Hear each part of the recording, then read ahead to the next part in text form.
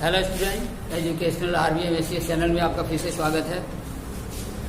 हम ईश्वर से प्रार्थना करते हैं कि आप सभी लोग अपनी मनोकामना पूर्ण करें, आप सभी लोगों की मनोकामना पूर्ण हो और आप लोग अपनी सफलता प्राप्त करें। और इसके लिए हम निरंतर प्रयासरत हैं। हमारे द्वारा जो भी विषय पढ़ाए जा रहे हैं वे पूरी लगन, निष्ठा और ध्यान से तथा विस्तार से पढ़ाए जा रहे हैं और इसके लिए हम लगातार प्रयासरत भी हैं। हम आशा करते हैं कि आप लोगों के लिए वरदान साबित होगा और यदि यह वीडियो आप लोगों को पसंद आता हो, जो विषय हम पढ़ा रहे हैं अगर ये आप लोगों को पसंद आता हो तो आप लोग अपने दोस्तों के साथ एवं स्वयं भी इसे लाइक, शेयर और कमेंट करें, इसे सब्सक्राइब करें, जिससे हमारे द्वारा बनाए गए सभी वीडियो सबसे पहले आपको प्राप्त हो सके। आगे अब हम लोग अपने विषय पर चलते हैं। देखें तो क्वेश्चन नंबर 2 तो हम लोग देख चुके हैं। अब क्वेश्चन नंबर 3 देखें। क्वेश्चन नंबर 3 देखिए क्या दिया है। दिया है एक घड़ी की मिनट की सुई की लंबाई 14 सेंटीमीटर। मिनट वाली सुई की लंबाई 14 सेंटीमीटर है। देखें घड़ी तो सबके पास होगा और सबके घर में होगा। यह हमारी घड़ी की आकृति है। बीच में हम मान लेते हैं घड़ी की आकृति भी जैसे वृत्ताकार होती है। ये घड़ी है, इसकी मिनट वाली सुई की लंबाई है 14 सेंटीमीटर। और देखिए घड़ी में यहाँ ऊपर हम मान लेते हैं 12 वाली है, ये 3 है, ये हमारा नीचे 6 वाली सुई है, 6 वाला कांटा है और यहाँ पर 9, 3, 6, 9, 12 ऐसी होता है ना। बीच में भी 1, 2 होगा, इसमें 4, 5 होगा, इसमें 7, 8 होगा, इसमें 10, 11 होगा। ठीक, तो कह रहा है कि घड़ी की मिनट की सुई 14 सेंटीमीटर है। इस सुई द्वारा 5 मिनट में रचित क्षेत्रफल ज्ञात कीजिए। 5 मिनट में सुई जो है कितना क्षेत्रफल घूमेगी वही हमें ज्ञात करना है। तो देखें मिनट की सुई, तो मिनट की सुई देखें, मान लें सबसे पहले जो है यहां पर हमारी सुई है 12 पर।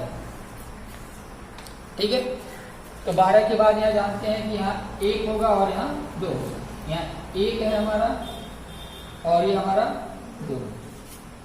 ठीक, तो 5 मिनट में ये मिनट वाली चूंकि सुई है तो 5 मिनट में कहाँ पहुंचेगी? 1 पर पहुंचेगी। ये ना 5 मिनट में ये सुई जो है पहुंच करके 1 पर जाएगी 5 मिनट के बाद। आगे बात समझ में? तो जब यहाँ पहुंचेगी तो इसके द्वारा कितना क्षेत्रफल तय किया जाएगा? 12 और 1 के बीच वाला भाग, इतना दूर, यही दूरी तय करनी पड़ेगी। आई बात समझ में?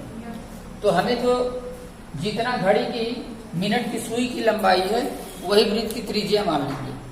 उसको क्या मान लेंगे? वृत्त की त्रिज्या। ठीक है, और इसके द्वारा 5 मिनट में तय किया गया कोण निकालेंगे। तो देखें पूरा अगर मिनट की सुई 12 से चल करके या फिर 12 पे आ जाती तो 360 का कोण बनाती, यही ना पूरा, यानी 12 घंटे में वो कितने का कोण बनाती है? 12 घंटे में 360 का कोण बना रही है।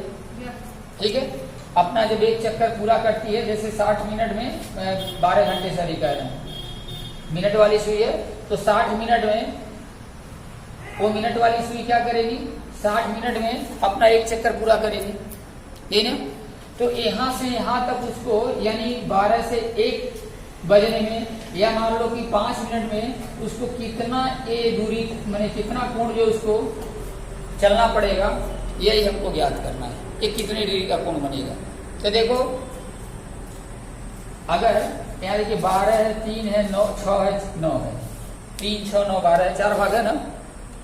अगर सुई 12 पर रहती और यहाँ वाला अगर 3 पर रहता तो इसके बीच में 90 डिग्री का कोण बनता है ना। अगर यहाँ मान लो अगर सीधे सुई हो जाए 12 और इधर 6 पे आ जाए तो इसके बीच का कोण 180, मालूम है कि नहीं? सीधा हो जाएगा तो 180 का कोण बनेगा। अगर यहाँ 12 से 3 के बीच में देखेंगे तो कितने का कोण बनेगा? 90 का कोण बनेगा। तो 3 यानी 12 1 2 3 1 2 3 मतलब यहाँ से यहाँ तक 12 से 3 तक आने में उसको 90 डिग्री का कोण तय करना पड़ता है।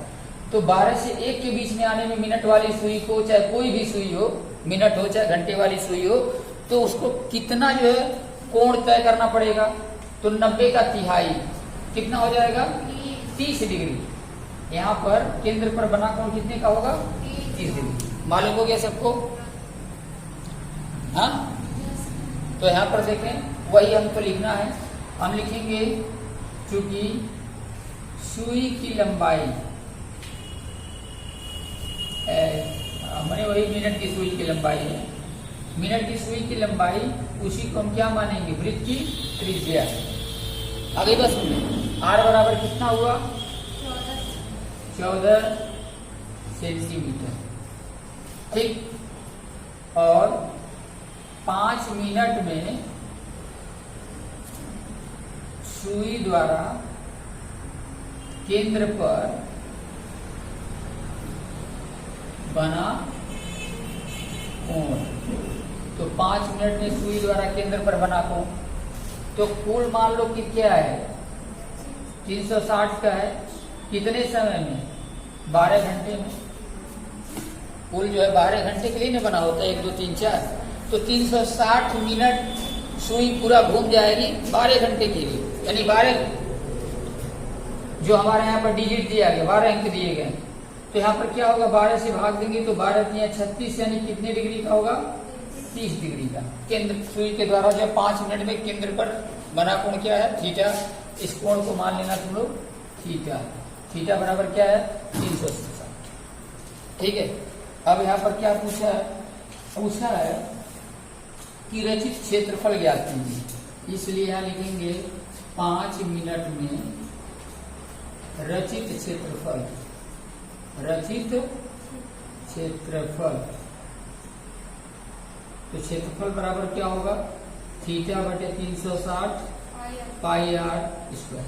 बस अब तो आसानी से लग जाएगा। थीटा का मान क्या है? 30 डिग्री बटे 360। पाई का मान, पाई का मान रख सकते हो 22/7 क्यों रख सकते हैं? क्योंकि यहाँ 14 है, 14 आसानी से कट जाएगा। ठीक है, तो पाई हो गया, और आर स्क्वायर का मतलब है 14 गुणे 14। अब इसी को सॉल्व कर देना है। 0 से 0 कैंसिल हो गया, 3 से हो गया 12, 12 3 36, 7 से कटा देंगे 7 दूनी 14। ठीक है, अब यहाँ देखो कटा दे रहे हैं 2 से, तो 2 6 के 12 होता है, और 2 से भी कट गया, काम खत्म है। अब 2 से कटा देते हैं, 2 3 6, और 2 से इसको कटाते हैं तो 11। ठीक है, तो अब तो नहीं कटेगा, बस ये लास्ट है, क्योंकि यहाँ 3 है, 11 और 14 नहीं कटेंगे। गुणा कर देते हैं, 14 एकम 14 और 14 एकम 14 1 15 बट्टे 3, यानी बराबर हो गया हमारा 3 5 15 और 3 एकम 3 51 सही 1 बट्टे 3 आएगा तुम्हारा सेंटीमीटर का स्क्वायर, ये स्क्वायर। या दशमलव में निकालोगे तो 51.33 आएगा। ठीक है, तो यहाँ पर फिर से देख लें, केवल हमको क्या था कि क्वेश्चन का स्टेटमेंट समझना था कि प्रश्न क्या कह रहा है। प्रश्न में क्या कह रहा है कि एक घड़ी की मिनट वाली सुई की लंबाई 14 सेंटीमीटर है, तो मिनट वाली सुई की लंबाई यदि 14 सेंटीमीटर है तो ये 14 सेंटीमीटर क्या होगा? वृत्त की त्रिज्या, उसको त्रिज्या मान लेंगे।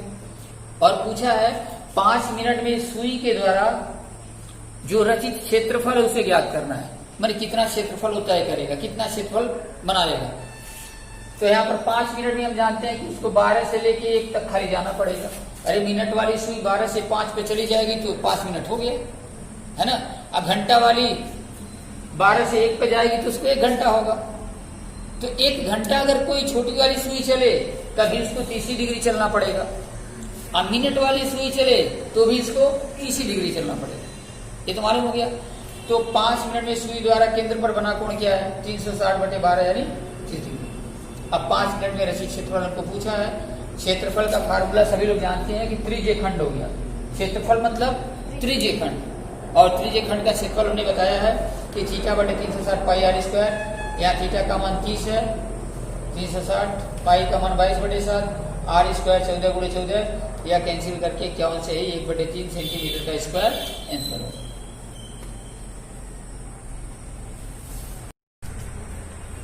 यह क्वेश्चन नंबर 3 हो गया। और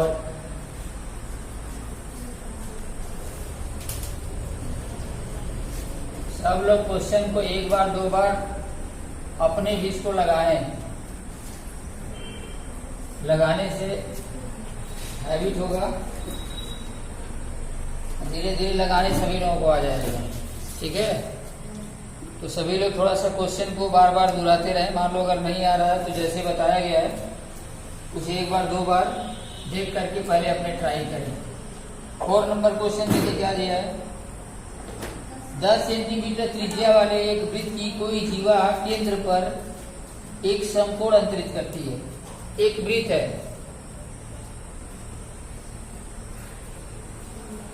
फिर फिगर बनाएंगे वृत्त का। वृत्त का केंद्र है O। अब इसमें कह रहा है कि 10 सेंटीमीटर त्रिज्या वाले एक वृत्त की, इस वृत्त की त्रिज्या कितनी है 10 सेंटीमीटर, और इसकी एक जीवा है, और ये जीवा केंद्र पर कोण अंतरित करती है 90 डिग्री का, और इसकी त्रिज्या हम मान लेते हैं OH है OB बराबर यह 10 सेंटीमीटर है। ठीक है, इधर का 10 होगा तो इधर वाला भी क्या होगा 10 सेंटीमीटर होगा। तो देखिए कि हमें क्या दिया है, 10 सेंटीमीटर त्रिज्या वाले वृत्त की कोई जीवा, ये 10 सेंटीमीटर त्रिज्या वाला एक वृत्त है। ठीक है, इसकी कोई एक जीवा AB केंद्र पर क्या करती है, एक समकोण अंतरित करती है। समकोण माने यहाँ 90 का कोण बनाती है। ठीक है, तो पूछा है कि संगत लघु वृत्त खंड के क्षेत्रफल ज्ञात कीजिए। अब यहाँ देखिए संगत त्रिज्य खंड का क्षेत्रफल नहीं कर रहा है, हम तो अभी तक फार्मूला बताए थे त्रिज्य खंड का क्षेत्रफल, लेकिन यहाँ क्या कर रहा है संगत लघु वृत्त खंड का क्षेत्रफल। तो लघु वृत्त खंड हम बताए थे कल कि अगर वृत्त के अंदर कोई जीवा होती है तो जीवा जो वृत्त को क्या करती है 2 भागों में विभाजित करती है ना। जैसे हम कल बताए थे कि ऐसे मान ले कोई वृत्त है, वृत्त की एक यह जीवा है, ये जीवा क्या करती है, यहाँ से अगर वृत्त को काट दिया जाए यानी 2 भागों में विभाजित कर दिया जाए तो एक भाग नीचे का हो जाएगा, एक भाग ऊपर वाला हो जाएगा। और नीचे वाला भाग चूंकि छोटा है तो छोटे वाले भाग को क्या कहते हैं लघु वृत्त खंड। यही वाला जो है लघु वृत्त खंड है।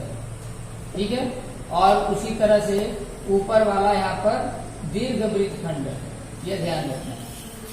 ठीक है, तो कोई जीवा क्या करती है वृत्त को 2 भागों में विभाजित करती है। छोटे भाग को हम लघु वृत्त खंड कहते हैं और बड़े भाग को हम लोग दीर्घ वृत्त खंड कहते हैं। तो हमें जो क्षेत्रफल निकालना है 1 नंबर में वो संगत लघु वृत्त खंड, यानी हमें इसी का क्षेत्रफल निकालना है जो हम रेखांकित कर रहे हैं। ठीक है, इसी भाग का हमें क्षेत्रफल यहाँ से यहाँ तक का निकालना है। आगे बात समझ में, फिगर आया सबको समझ में।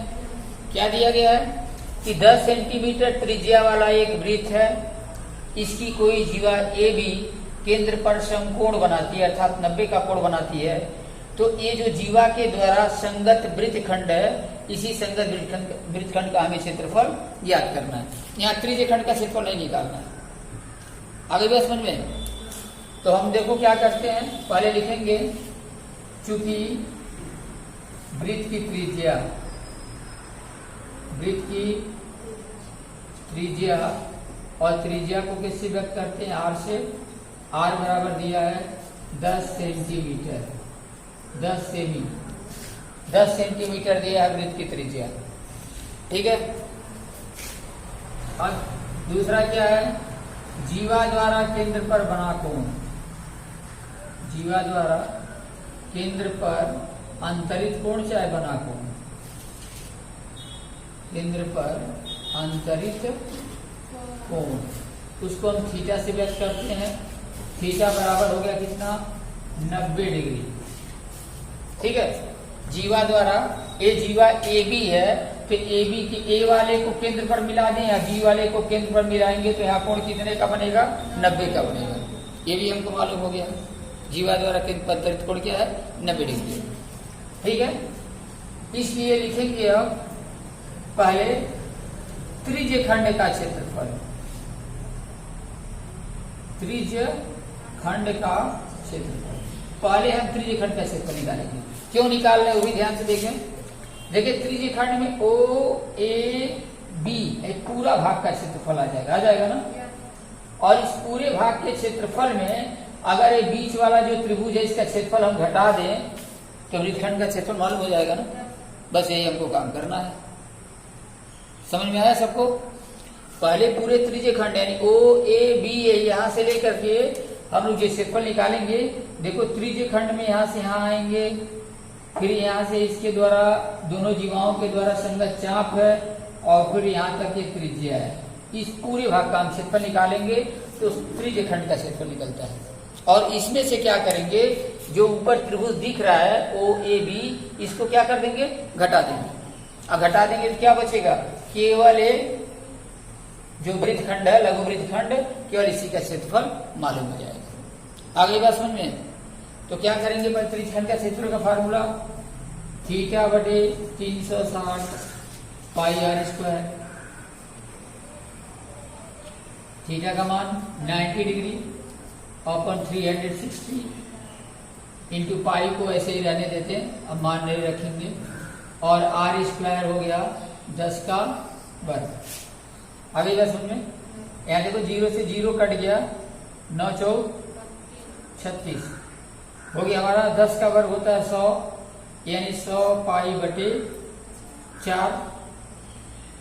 ठीक है, चाहो तो 4 से भी कटा सकते हो तो 25 आ जाएगा यहाँ पर।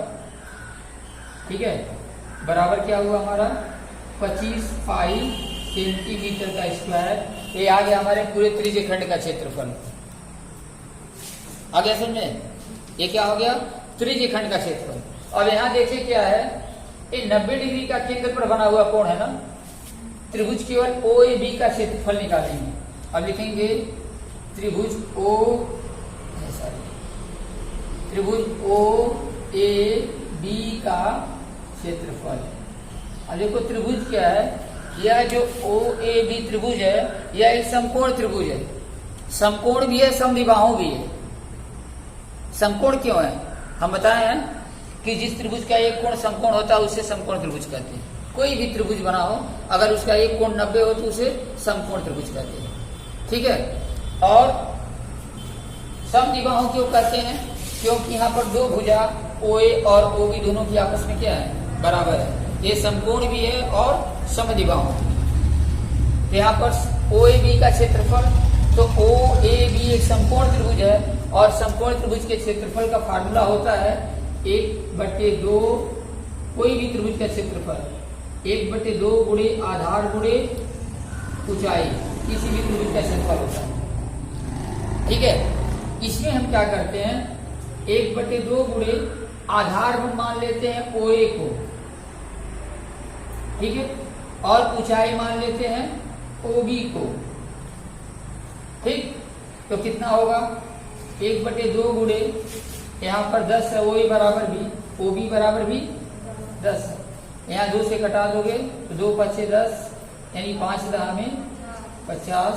एक 50 सेंटीमीटर का स्क्वायर हो गया किसका? ओ ए बी का क्षेत्रफल हो गया। ठीक है, ओ ए बी पूरे त्रिभुज का क्षेत्रफल हो गया। अब हमको क्या करना है, इस पूरे क्षेत्रफल में इस क्षेत्रफल को अगर घटा देंगे तो हमें संगत वृत्तखंड का क्षेत्रफल मालूम हो जाएगा। यहाँ पर लिखेंगे हम, यहाँ लिख दे रहे हैं। अब लिखेंगे इसलिए संगत लघु वृत्तखंड का क्षेत्रफल, लघु वृत्तखंड का क्षेत्रफल बराबर, आगे लिख देंगे क्या लिखेंगे? संगत लघु वृत्तखंड का क्षेत्रफल में त्रिज्य खंड का क्षेत्रफल, आगे लिखेंगे बराबर में क्या होगा? त्रिज्य खंड का क्षेत्रफल माइनस त्रिभुज ओ ए बी का क्षेत्रफल, ओ ए बी का क्षेत्रफल, इसको घटाएंगे तो देखिए बराबर के नीचे बराबर देना है। अब त्रिज्यीय खंड का क्षेत्रफल हम लोग निकाले हैं 25 पाई, 25 पाई ये हो गया 25, और पाई का मतलब होता है, देखें इस किताब में पहले दिया है कि पाई का मान हमें 22/7 ही प्रयोग करना है, लेकिन इसके लिए जो दिया है किताब में क्वेश्चन में देखने दिया है कि पाई का मान यहाँ पर 3.14 लेना है, देखा है ना, पाई बराबर क्या लेंगे 3.14, यहाँ पर 3.14, क्योंकि पाई 22/7 का मान इतना ही आता है। माइनस ओ ए बी, अब ओ ए बी कितना है 50, इसमें से हम 50 घटा दें। अब पहले इसका गुणा करेंगे, गुणा कैसे करेंगे, 25 चौक के 100, 100 को 0 लिखेंगे, हासिल 10 हुआ, ठीक है, 25 का 100, 25 चौक के 100, 0 लिखेंगे, हासिल 10 हुआ, 25 से कम 25, 10 हो गया 35, 35 को 5, हासिल 3, 25 किया 75, 3 हो गया 78, और 2 अंक के पीछे 0 दशमलव है तो 2 अंक के पीछे दशमलव लगा देंगे, अब माइनस हो जाएगा कितना 50। अब वही नीचे यहाँ लिख दे रहे हैं, घटा दें, 78 में से 50 जाएगा, 78.50 में से 50 जाएगा तो बचेगा 28.50 सेंटीमीटर का स्क्वायर, यही आंसर है। आगे बात समझ में, तो फिर से देखें क्वेश्चन क्या कह रहा है। सबसे पहले देखें, कोई भी गणित में अगर सवाल दिया जाता है, कोई भी प्रश्न दिया जाता है, तो सबसे पहले प्रश्न को 1-2 बार पहले पढ़ें। आई बात समझ में, पहले ठंडे दिमाग से पूरे पढ़ा जाए कि क्वेश्चन क्या दे रहा है और क्या पूछा है। तो क्या पूछा है, क्या दिया है, इसमें दिया है कि एक 10 सेंटीमीटर त्रिज्या वाला वृत्त है, ठीक है। क्वेश्चन में दिया क्या है कि एक 10 सेंटीमीटर त्रिज्या वाला वृत्त है जिसकी कोई जीवा केंद्र पर 90 डिग्री का कोण अंतरित करती है। जीवा के द्वारा केंद्र पर अंतरित कोण क्या है 90 डिग्री है। तो पूछा है कि उस जीवा के द्वारा संगत लघु वृत्त खंड का क्षेत्रफल निकालना है। लघु वृत्त खंड का क्षेत्रफल निकालना है, दीर्घ नहीं, दीर्घ कहता तो ए बी के पूरा ऊपर वाला निकालना पड़ता। आई बस मैंने अभी क्या पूछा है, केवल लघु पूछा है, आगे फिर शायद दीर्घ भी दिया है। क्वेश्चन देखें, उसी में एक क्वेश्चन और है, दिया है संगत दीर्घ त्रिज्यीय खंड का क्षेत्रफल, दीर्घ त्रिज्यीय खंड दिया है, ठीक है ना, वृत्त खंड नहीं। पहला वाला तो जो दिया है संगत लघु वृत्त खंड का क्षेत्रफल, ठीक। तो यहाँ पर क्या किए हम, पहले त्रिज्या दिया है 10 सेंटीमीटर, जीवा द्वारा केंद्र पर अंतरित कोण क्या है 90 है। तो त्रिज्यीय खंड का, त्रिज्यीय खंड में एक पूरा भाग आएगा ओ ए बी और एक पूरा, आगे बस समझ में, एक त्रिज्यीय खंड, त्रिज्यीय खंड और वृत्त खंड, इसको हमेशा ध्यान रखना है कि किसको वृत्त खंड कहते हैं, किसको त्रिज्यीय खंड कहते हैं, ये याद होना चाहिए, ठीक है। तो हम त्रिज्यीय खंड का क्षेत्रफल निकालते हैं, तो थीटा बटे 360 पाई आर स्क्वायर, थीटा का मान यहाँ पर 90 दिया गया था, बड़े 360, पाई को ऐसे रहने दिए हैं, आर स्क्वायर, आर का मान 10 है, 10 का वर्ग 100 हो जाएगा। यहाँ पर हम कटा दिए, 9 चौक 36 कट गया, और यहाँ 10 का वर्ग 100 होता है, तो 100 पाई बटे 4, 4 से 100 को कटाएं, यानी 100 को कटाएं तो 25 आया, तो 25 पाई वर्ग सेंटीमीटर आया है त्रिज्यीय खंड का, ये पूरे भाग का क्षेत्रफल यहाँ से आते। अब क्या करेंगे, पूरे त्रिज्यीय खंड के क्षेत्रफल में से अगर ऊपर वाले वृत्त ये त्रिभुज का क्षेत्रफल घटा दिया जाए तो हमें लघु वृत्त खंड का क्षेत्रफल मालूम हो जाएगा। तो हम क्या किए, ओ ए बी का क्षेत्रफल निकाले, और त्रिभुज का क्षेत्रफल होता है 1/2 गुणे आधार गुणे ऊंचाई। अगर 90 डिग्री होता है तो भी 1/2 गुणे आधार गुणे ऊंचाई, ठीक है। लेकिन भुजा अगर अलग अलग होती है तो उसका फार्मूला अलग अलग है। आई बात समझे, ये नहीं कि कोई भी सवाल ऐसे दे दिया जाए, कोई भी अगर बराबर में दे दिया जाए तो सबको इसी पे लगाना है, ठीक है। तो यहाँ पर ओ ए बी का क्षेत्रफल 1/2 गुणे आधार गुणे ऊंचाई। तो देखिए जब 90 का कोई त्रिभुज बनता है, ऐसे ऐसे अगर कोई त्रिभुज बनता है, यहाँ 90 का अगर कोण हो अब यहाँ पर मान लो लिखा हो OAB, तो अगर इसको आधार मान लेंगे ये हमारी क्या हो जाएगी, ऊंचाई। ठीक है, तो इसका क्षेत्रफल होता है किसी भी त्रिभुज का 1/2 गुणे आधार गुणे ऊंचाई।